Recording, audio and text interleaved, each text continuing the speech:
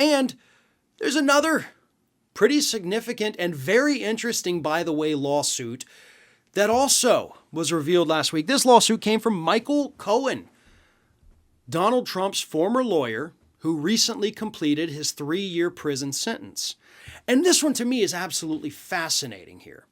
And if you're not familiar with it, I know David has actually interviewed, that was weird, Michael Cohen, I think a couple times, and I think he's gone on Michael Cohen's show.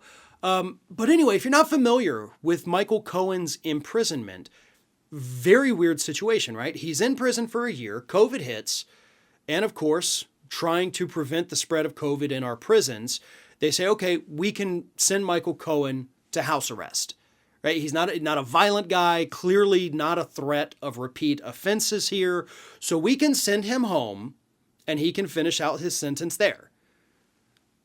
And they did that. Then a couple weeks later, they said, oh, you know what? Send him back to jail. But you know what? Don't just send him back to jail. Put him in solitary confinement for a couple weeks. During which time Michael Cohen says he experienced severe health problems, including anxiety. And then finally, after all of this happens, a judge comes out, sends Michael Cohen back home, because as the judge said, well, here it is. Prosecutors insisted probation officers had been unaware of the forthcoming book when they wrote a provision severely restricting Cohen's public communications. But a federal judge ordered him returned to home confinement, saying Cohen's return to Otisville had been, quote, retaliatory. And that is exactly what Michael Cohen is alleging in the lawsuit he has filed, which was announced last week, against Donald Trump, alleging that because Michael Cohen, when he was released from jail to home confinement the first time, he had been speaking out, talking to the press, he'd been doing interviews, and he had a book coming out, a tell-all book. And he's alleging in this lawsuit that Trump was angry about this, and therefore the administration pulled some strings, sent him back to jail. And even the judge who looked at this, again, because these circumstances were beyond bizarre, said this was retaliatory.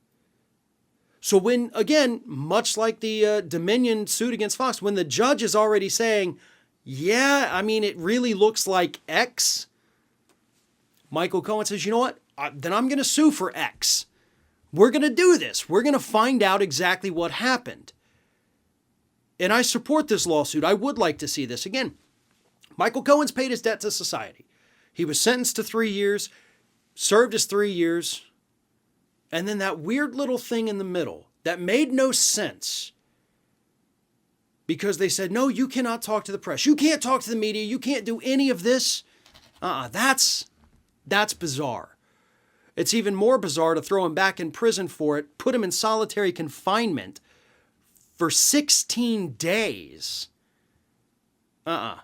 Something is absolutely fishy here, and I'm glad Cohen has filed this lawsuit because not only does he deserve answers for this, but the public does. This could be a potential abuse of power, obviously, coming from the Trump administration. So this lawsuit would serve not just to help Michael Cohen, but also to help the public itself to find out what the heck happened with these truly beyond bizarre circumstances of his re-imprisonment during a time when the nation was trying to get as many people out of prison as possible to help slow the spread of COVID. We've still got a lot more stories to cover. I am Farron Cousins. You can find me on Twitter, Facebook, and Instagram at Farron Balanced. You can also get me on YouTube at youtube.com/Farron Balanced, youtube.com/The Ring of Fire. We'll be right back with more on The David Pakman Show. The only streaming service that specializes in documentaries is CuriosityStream, and you can get CuriosityStream, one of our sponsors, for just $15 a year when you use my link below.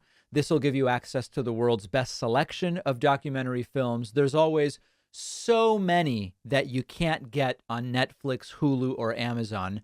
I just finished watching a tremendous film, The CEO of Sinaloa, a region of Mexico. It's about El Chapo. Fascinating. CuriosityStream is a must-have If you love documentaries, they always have the best and newest titles. They're always adding new things to the library. And you can watch on all of your devices. They've got documentaries on every topic you can imagine. CuriosityStream is giving my audience 25% off a subscription, making it just $15 a month. Go to curiositystream.com/Pakman. The link is down below.